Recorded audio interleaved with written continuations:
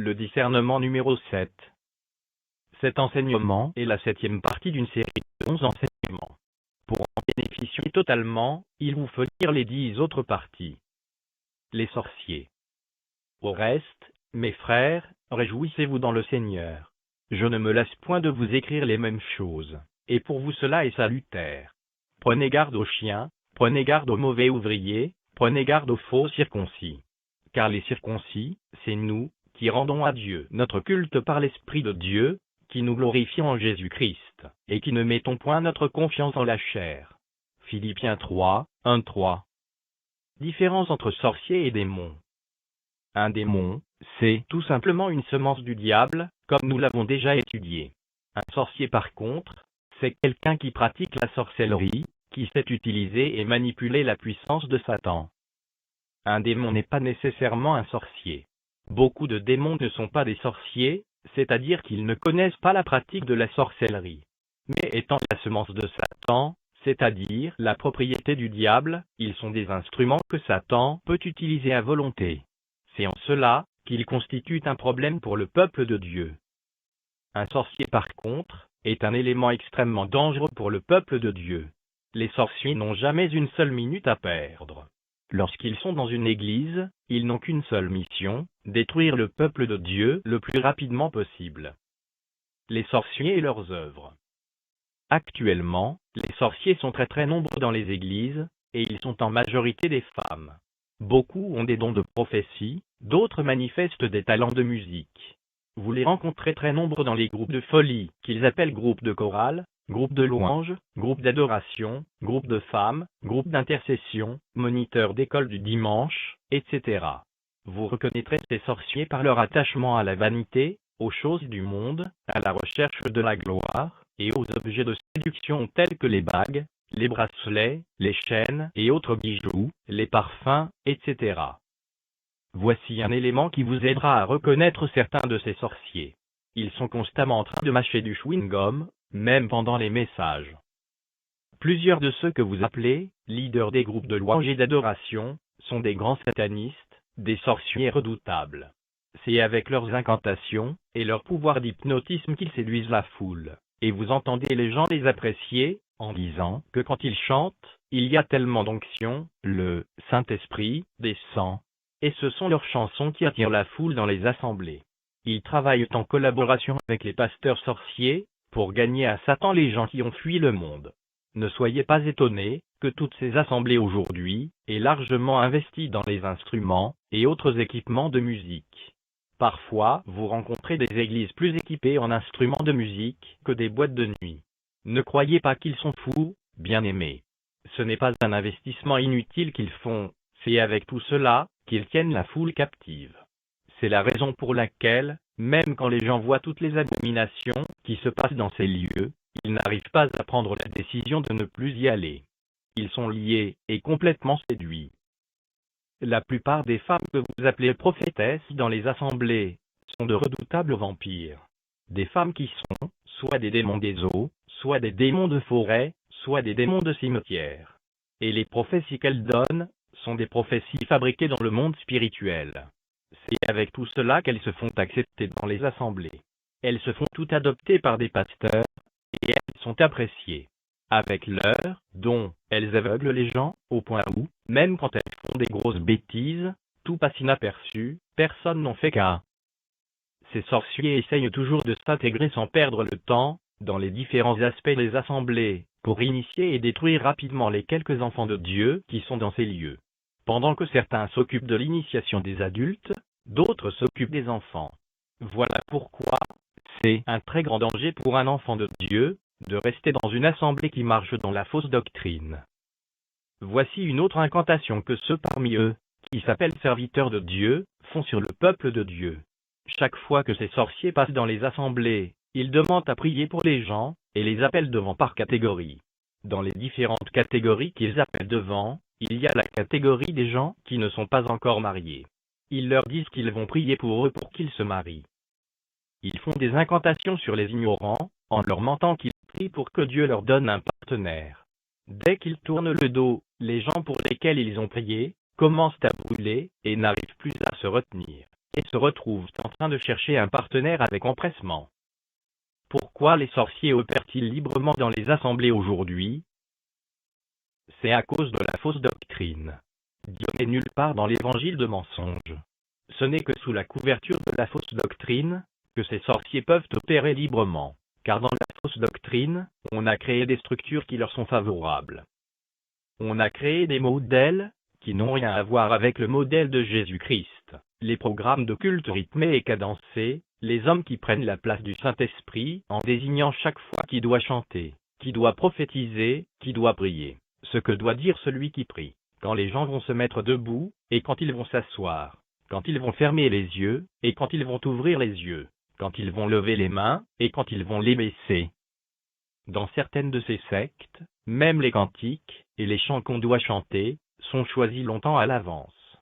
Si au cours de la semaine, vous allez dans la salle où ils font le culte, vous trouverez sur un tableau les numéros de cantiques qui seront chantés le dimanche. Certains précisent même à côté de ces morceaux choisis, le chant qui sera accompagné du piano, et celui qui ne sera pas accompagné. Voilà des hommes Saint-Esprit.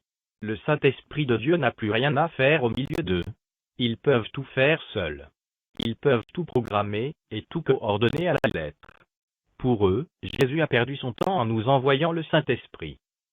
On a créé les écoles et les instituts bibliques, les différents groupes de folie, qu'ils appellent groupes de chorale, groupes de louange, groupes d'adoration, groupes d'intercession, groupes de prière, groupes de femmes, groupes de jeunes, groupes de délivrance, groupes de cure d'âme, groupes d'accueil, groupes de conseillers, groupes de vente de cassettes, groupes de vente de livres, groupes d'évangélisation, groupes de commando, moniteurs d'école du dimanche, etc. Je me demande dans quelle Bible ils ont trouvé toutes ces folies. Et ce qui est étonnant, c'est que dans tous ces groupes, vous ne verrez jamais un groupe de lecture de la Bible. Les pasteurs sorciers font tout pour que les enfants de Dieu ne lisent pas la Bible. Ils s'organisent toujours à distraire les enfants de Dieu et à leur faire perdre le temps avec des choses inutiles. La plupart de ces pasteurs sorciers jouent de la musique. La musique est l'un des principaux moyens de séduction qu'ils ont. Ils organisent constamment des cours de musique et des séances de répétition. Ils encouragent les fidèles à apprendre à jouer les divers instruments de musique, tels que la guitare, le piano, etc. Et ces pauvres fidèles passent tout leur temps à faire des répétitions, à apprendre à jouer de ces instruments. Ils se laissent flatter par l'orgueil de se tenir devant pour chanter, et n'ont aucun temps pour la lecture et la méditation de la parole de Dieu.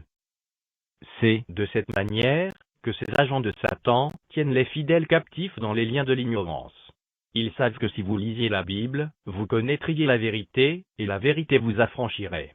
Voilà pourquoi ils utilisent toutes les méthodes de séduction et de distraction pour vous empêcher de passer du temps dans ce qui sauve, dans ce qui peut vous ouvrir les yeux. Les instruments de musique sont devenus la Bible de ces sorciers.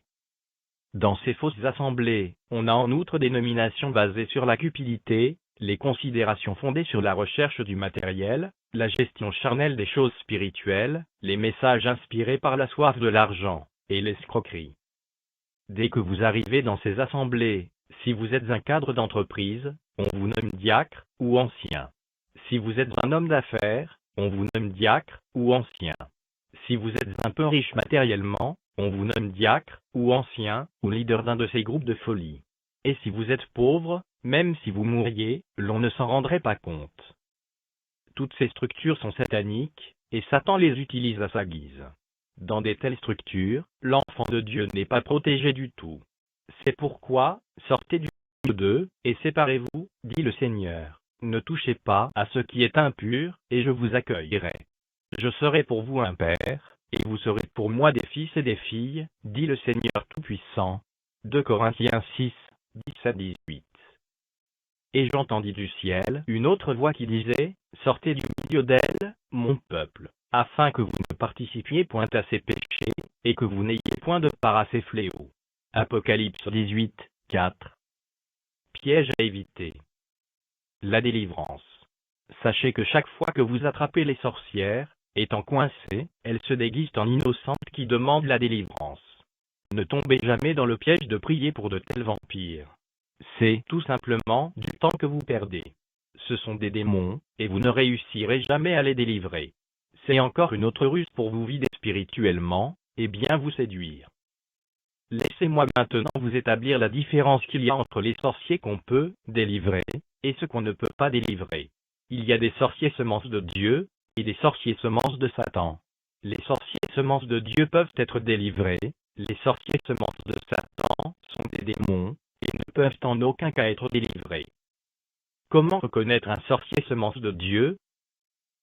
Un sorcier semence de Dieu n'est sorcier que dans le monde, c'est-à-dire qu'il n'est sorcier que quand il ne connaît pas encore le Seigneur Jésus-Christ. Sachez que pour devenir sorcier, il suffit d'avoir le malheur de naître, ou de grandir dans un milieu où les gens pratiquent la sorcellerie.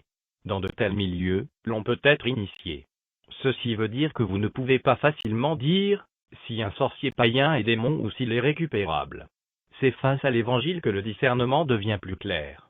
Un sorcier semence de Dieu, lorsqu'il rencontre l'Évangile, il donne sa vie au Seigneur Jésus-Christ, se repent d'un cœur honnête, confesse ses œuvres, et obtient la délivrance. Vous ne rencontrerez donc jamais une semence de Dieu en train de pratiquer la sorcellerie dans une église. Comment reconnaître un sorcier semence de Satan?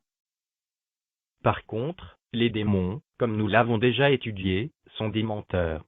Pour venir nuire dans des églises, ils prétendent accepter l'Évangile. Ils cachent volontairement leur sorcellerie, et donnent l'impression d'être des vrais chrétiens. Ils se montrent zélés, dans le but de séduire le peuple de Dieu, pour bien opérer librement. Ils passent donc leur temps à détruire l'assemblée par leurs multiples incantations. Ce sont eux qui, par leurs incantations, créent des divisions dans les assemblées, des calomnies, des querelles, des scandales, des divorces, des découragements, des refroidissements, des adultères, des fornications, des maladies, etc. Ce sont eux qui, par leurs incantations, tissent des faux mariages entre eux et les vrais enfants de Dieu. Ce sont eux qui, dans leur sorcellerie, fabriquent des fausses prophéties et des fausses visions, qui sont généralement à l'origine des mauvais mariages et des autres erreurs des assemblées. Ce sont eux qui initient les enfants à la sorcellerie dans les assemblées. Ils réussissent à initier, même des adultes à la sorcellerie. Quand le Seigneur par amour pour son peuple finit par les dévoiler, soit par une prophétie, soit par un songe, soit par une révélation, soit par une vision, soit par une parole de connaissance, ces sorciers, se sentant mis à nu, font semblant de regretter leurs actions, et demandent la délivrance. Ce sont en majorité des femmes. Je leur dis encore, ne tombez pas dans le piège de prier pour ces vampires. Mettez-les rapidement hors de l'assemblée. Ces sorcières passent leur temps à porter les enfants, à donner des bonbons, et autres petits cadeaux aux enfants, des objets sur lesquels ils ont fait des incantations. Elles passent leur temps à sonder les frères, pour voir qui est dans le besoin, afin de mieux planifier le genre de piège à tendre. Elles passent leur temps à offrir des cadeaux aux gens dans l'assemblée, pour les séduire et gagner leur confiance. Et quand elles arrivent dans les assemblées, elles font des incantations pour se faire accepter dans les différents groupes, généralement comme leaders, pour mieux opérer et contrôler la situation. Leurs œuvres sont tellement nombreuses que je ne peux tout citer. L'unique chose que je peux encore vous dire, c'est que les sorciers n'opèrent que s'ils trouvent un cadre approprié. Et le cadre n'est approprié pour eux que dans les milieux où la vérité est abandonnée au profit du mensonge, au profit de la fausse doctrine. Les enfants de Dieu sont terriblement en danger dans des assemblées où opèrent ces sorciers. Sachez que toute église grande en nombre est un cadre idéal pour les sorciers. Toute église mondainement structurée est un cadre idéal pour les sorciers. Toute église charnellement organisée est un cadre idéal pour les sorciers. Toute église au programme rythmé et cadencé est un cadre idéal pour les sorciers. Toute église qui renie les dons du Saint-Esprit est un cadre idéal pour les sorciers. C'est pourquoi, sortez du milieu d'elle, mon peuple, afin que vous ne participiez point à ces péchés, et que vous n'ayez point de part à ces fléaux. Sortez du milieu de toutes ces assemblées, aux portes largement ouvertes à Satan et ses agents. Préparez-vous, le Seigneur est à la porte. La trompette va bientôt sonner. Sortez du milieu d'eux, et séparez-vous, dit le Seigneur. Ne touchez pas à ce qui est impur, et je vous accueillerai. Je serai pour vous un père, et vous serez pour moi des fils et des filles, dit le Seigneur Tout-Puissant.